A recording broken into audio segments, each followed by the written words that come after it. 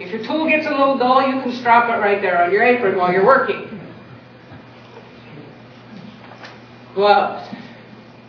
If you're working with a sharp pointed instrument, it's not going to do you any good. But if you're working with a blade, it's going to prevent you from getting cut. So on your offhand, always wear a glove. And since I do what all of the Boy Scout instructors in the world tell you not to do, I carve towards myself. I wear a wrist guard because then I can take my tool. This is the stopper, so I don't stab myself with the tool when I'm carving. So I wear this because I didn't used to, and the side of my hand ended up looking like a piece of hamburger from the rough wood. Then I also have somewhere, I think, a thumb guard. If you're doing small carving with a knife, where you are carving like this, leather thumb guard to protect your thumb. Those are all safety things that you should know before you start. Okay, there are sharpening. I will tell you that my husband, who is a very nice gentleman, borrowed one of my knives and put a nick in it. So being the nice, conscientious person that he is, he decided to take it out to his shop, and using, what was it, the Tormek? He decided to sharpen it for me. He brought it back to me, and I said, won't cut a damn thing. Because you sharpen carving tools different than turning tools. And he put a turning tool edge on my knife. Didn't work. So I had to go back and resharpen it. At home, I have a 4-wheel cock grinding system that I use. I also have a set of water stones, which I use depending on which tools I'm sharpening. Then, this is a nice homemade strop. It's just a piece of plywood with some leather glued to it. Occasionally you put a little honing oil, sharpening compound, which is aluminum oxide. You can get different grits on here, and that sharpens your tools. And that's what I carry with me when I'm going away from home, because I've already put an edge on the tool. This just sharpens it up a little bit on the edge. You can also get these wonderful strops for U-gouges and V-gouges to help keep your edge on those. I don't use this one very much. I have used this one. Okay, safety, sharpening. I have examples of some carving magazines, if anyone is interested. Chip Chats is the publication for the California Carvers Guild. If you're a member, you will get this, or not the Cal, this is the national one, excuse me. You will get this regularly. And basically this is pictures and articles about things that people who are members have been doing. Then you can get Carving Magazine. This is Wood Carving Illustrated. This is one of their regulars. This is their Christmas special. So these are magazines that they come with pictures. Some of them have patterns in the middle. So if you're really interested in carving, those are a good source. Okay. Now I'm going to go quickly over different kinds of carving. Chip carving, I brought a sample, but the plate that Curtis had earlier is a good example. Hank Brewitt from Sacramento carved that one. This is an example of something that Giles Gunn in our Santa Clara Valley Carvers has done. I have tried doing the floral version of chip carving very poorly. So I don't claim to be an expert. Giles is very good. One of the reasons I don't like to do this is because, as you can see, you have to set up all of your lines and everything before you can ever start carving. And I get tired of trying to do that. And there are special tools for chip carving. One of the reasons that these are special is because they have smaller handles, so you have close-up control. They're not some of these ginormous ones like this one. Because to get those kind of cuts, you have to be in close. So that's chip carving. The next thing I have here is low relief. And I have an unfinished example here. What I did was I took 2 pieces of wood. One's a piece of plywood for backing, and then a piece of basswood. And what you do is you plan out your drawing, and you have to carve different depths because you want it to be 3-dimensional. And as you can see here, this part is going to be more out front, so I haven't carved anything. This part is the deepest level that I will go to, so that gets carved first. So that's one example. One that might be of more interest to you is Dave turned this nice ash plate. He said, it's boring, I'm going to throw it away. I said, let me play with it. This is not glued on. It is carved out of the turned plate. And I started doing it by hand and more blisters on my hands because ash is not something that you should carve by hand. I finished it with a power carver, and then I painted it and finished it. So these are examples of relief carving. Okay. Tools. There are some interesting tools that you get to use if you're doing relief because you have to get down in deep. You can't just use a regular tool. I have some like that. You get some dogleg tools where the tool actually is bent like that to help you get, especially if you're trying to undercut the upper levels. Okay. Books. I have books. I have chip carving books. I have relief books. These are just samples of books. I have stacks of books at home. Okay. 3D realistic. This is where I do most of my carving. It's three-dimensional. It's supposed to look like something that you can recognize. So that's these. I brought this piece because whenever I teach a class, I tell everybody, always keep the first piece you ever made.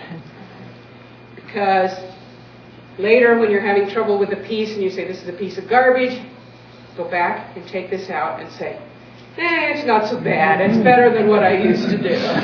So always keep the first piece. This was the first piece I ever entered in a competition. As you can tell, it's just simply carved in a wax finish. No base, no burning, no nothing. This was the first one I ever did. This is my most recent one, which is not finished yet. I am still working on it. 3D realistic. Again, I have books if anyone's interested. 3D caricature. That you can make it look like whatever you want to. This is a cowboy, and his head comes off. But you can tell it's a caricature of a cowboy. But that's another example of three-dimensional carving. Then you have carving with mallets. I have a mallet here. I also have a palm mallet, which you do like this and pound on your. One of the things that I will say about this, be very careful the type of chisel or the type of tool you're using when you're using a mallet. You want something like this that's got a fairly flat bottom. If you use something, I don't have any of the ones that have a real rounded bottom, you hit it, you don't exactly know where your tool's going to go because it's hard to make a center hit. So if you're going to carve with a mallet, try to use tools with a flat bottom.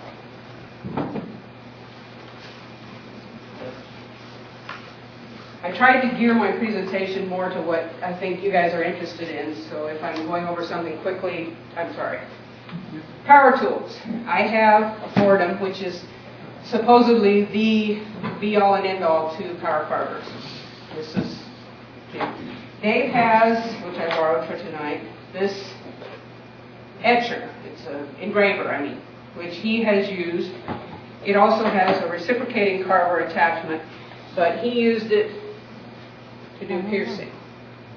This is one that Dave did. I have nothing to do with this, so if you don't like it, tell Dave. And then there is the old standby, which you can use, which some of you probably have, the drum, which I don't recommend for serious carving. And then chainsaw carving. There are two kinds of chainsaw carving. There's the ones with the big chainsaws where they get out and they do the totem pole kinds of carvings, which I would never touch. Then they have a smaller one which they call chainsaw carving, and it's using an instrument similar to an angle grinder with a little chainsaw wheel on it. And those are extremely dangerous. I don't recommend it. So that's all I have to say about it. Okay, now, pyrography is what Pat wanted me to demonstrate. And because I get my tongue twisted up, I'm just going to say burning. Carving and burning does not mean you carve something you don't like and you throw it in the fireplace and burn it. Carving and burning is when you take a carving, or in your case a turning, and you use a burning tool to add detail or some kind of design. Now, the people who tell you, gee, I have this creative wood burning kit. All it is a glorified soldering iron, and it doesn't work. It doesn't get hot enough. It doesn't give you the even temperature to control. If somebody gives you one of these, give it back. Because they're a piece of garbage. Was that a gift from Dave? No, it was from my mother. It was actually from my sister. Okay, burners. The big thing that you have to do to get a good burner to do something like what I do here is you have to have something that you can have variable heat settings and something that gives you an even heat.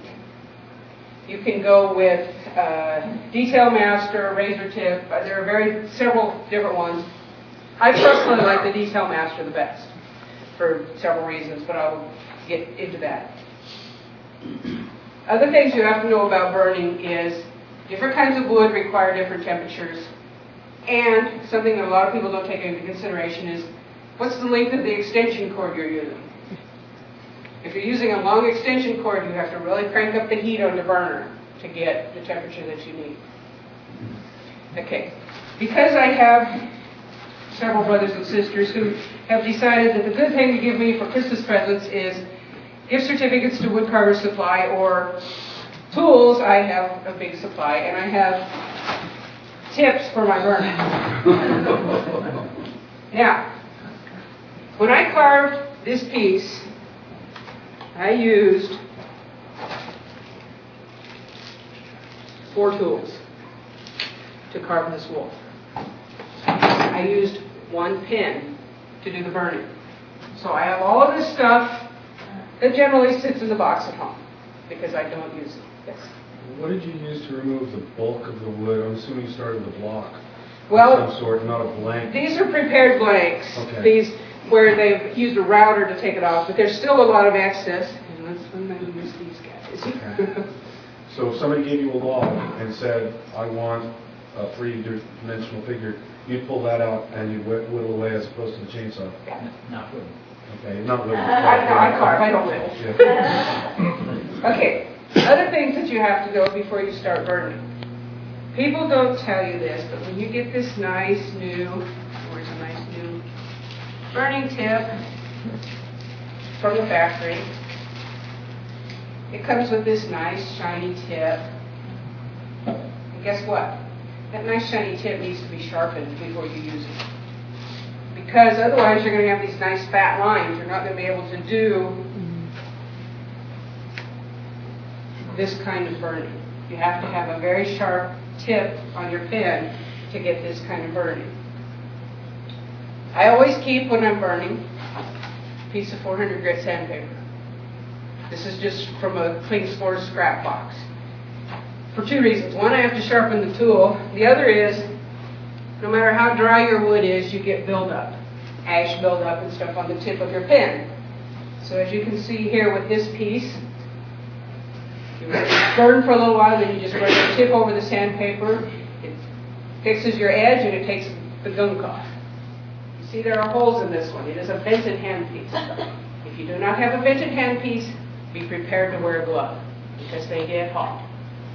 I also have these little rubber grommets that go right here. Because that gives me something to hang on to other than the metal of the handpiece. Even though it's a vented handpiece, it will still get hot. So, those are the things that you need to know before you even start burning.